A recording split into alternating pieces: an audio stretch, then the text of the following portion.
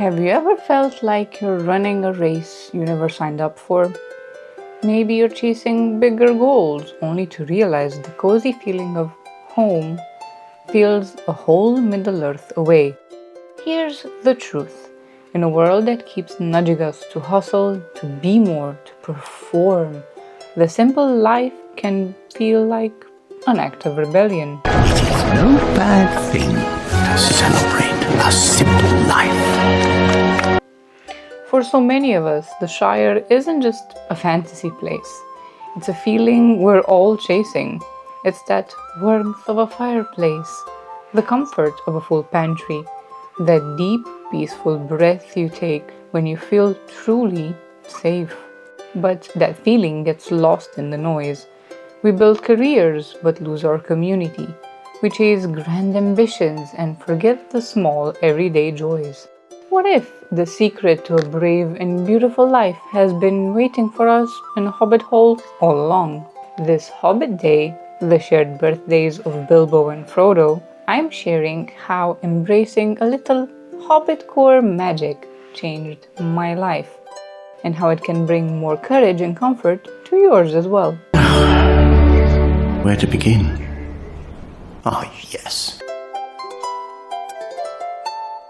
Good morning, lovely dreamers, and welcome to another video. Today, let's talk about how the quiet habits of the most unassuming folk might just hold the key to the peace and purpose we've dreamt of.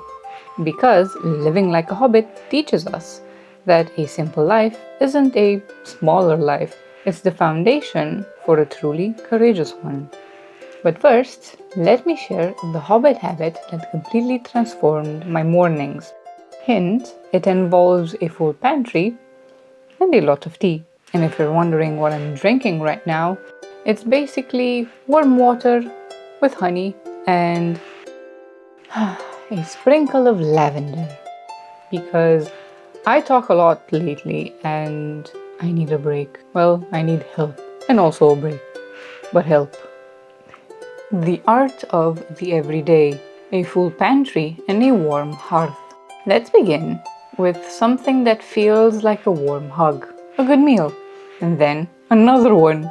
Hobbits are famous for their love of food, with a schedule that can include up to 7 meals a day, from breakfast. What about second breakfast? All the way to supper. This isn't about gluttony. It's a form of quiet, thoughtful mindfulness. It's a ritual if you think about it. Remember Bilbo Baggins in The Hobbit, whose comfortable life is thrown into a delightful chaos when 13 dwarves arrive, uninvited, for tea. Kili, moin, Balin, jetzt aber verbaumbar.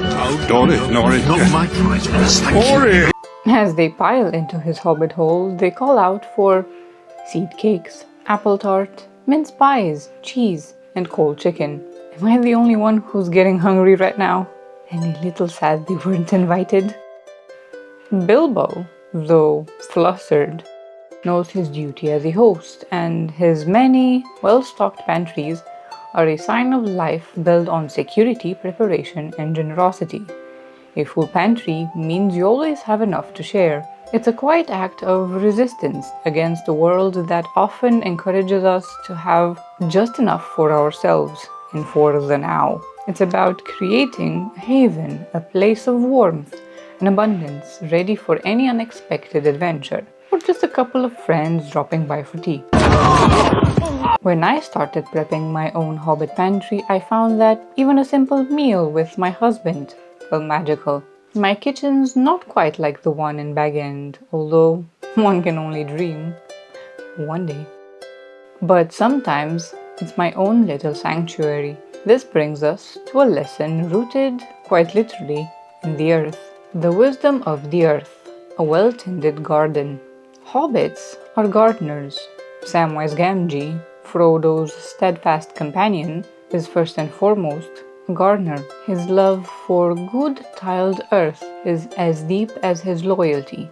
This connection to the soil is a form of profound wisdom. Tolkien himself loved trees and unmerchandised farmlands, and he poured that love into the Shire. The villains in his stories are the opposite. They despise nature. Saruman turns the beautiful valley of Isengard into a pit of machinery and destruction. And Mordor is the land of ash and dust, where nothing green can survive.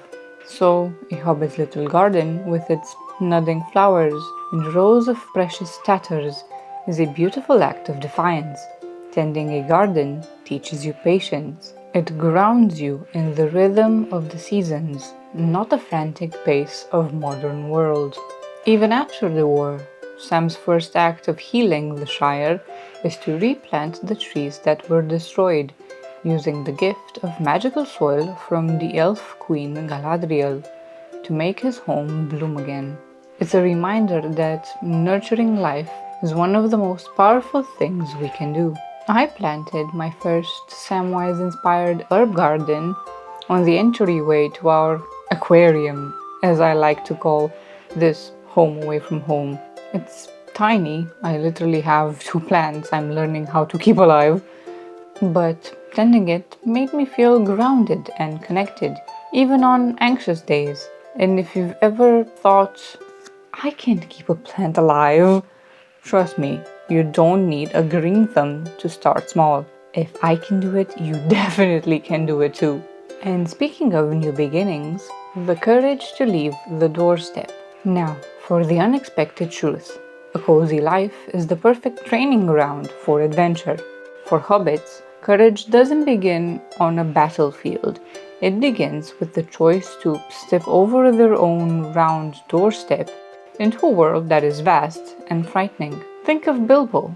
He's the very definition of a homebody, perfectly content with his books, his pipe, and his predictable schedule.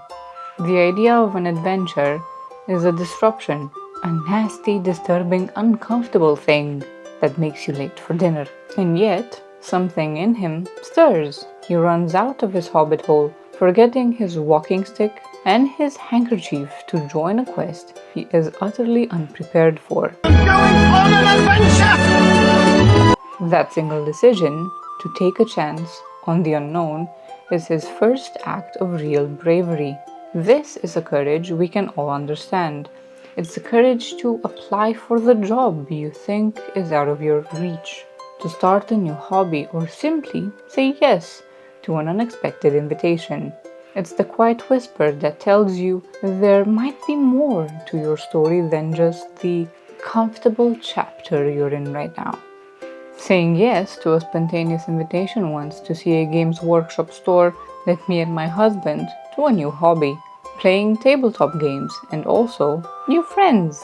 Sometimes, stepping out of the door is the bravest thing we can do, especially us, introverts. And speaking of being brave, the courage when all hope is lost. There is another kind of courage, however, one that is forged in darkness. It's what Tolkien called 2 o'clock in the morning courage. It's not the flashy bravery of a warrior, but the stubborn grit to keep going when you're exhausted and terrified. This is the courage of Frodo and Sam. Alone in the desolate lands of Mordor is the profound bravery in his speech that pierces through despair. There's some good in this world, Mr. Frodo, and it's worth fighting for.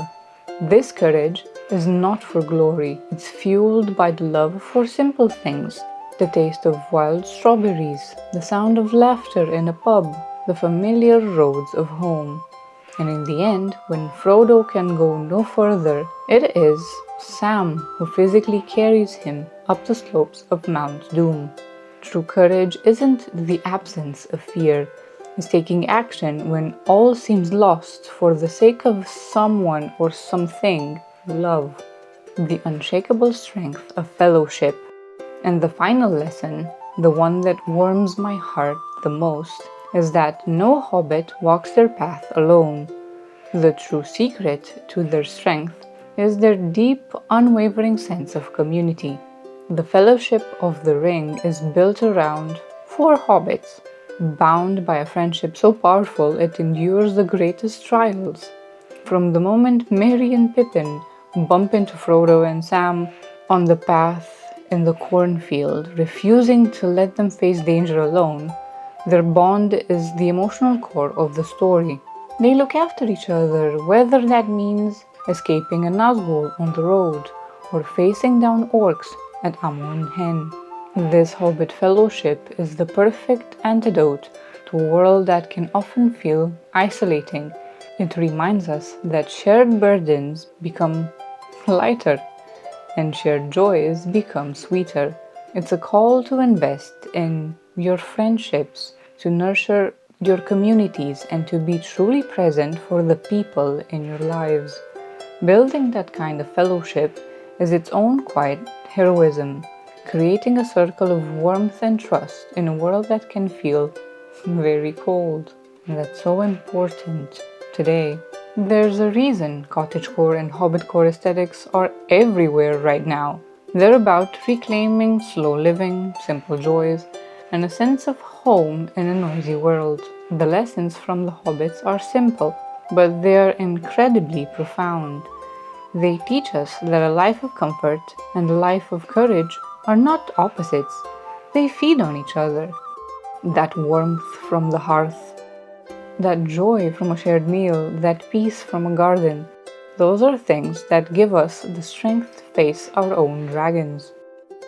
To embrace your inner hobbit is to find the adventure in your everyday life. It's about cultivating a life that is rich in simple pleasures, deep friendships, and a quiet, unshakable courage.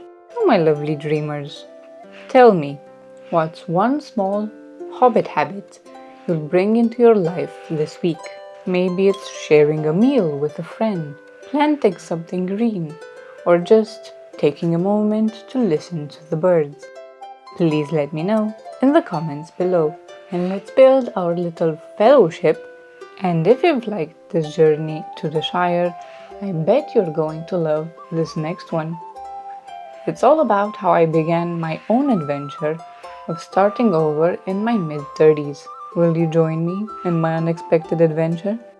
And always remember to dream, follow, do.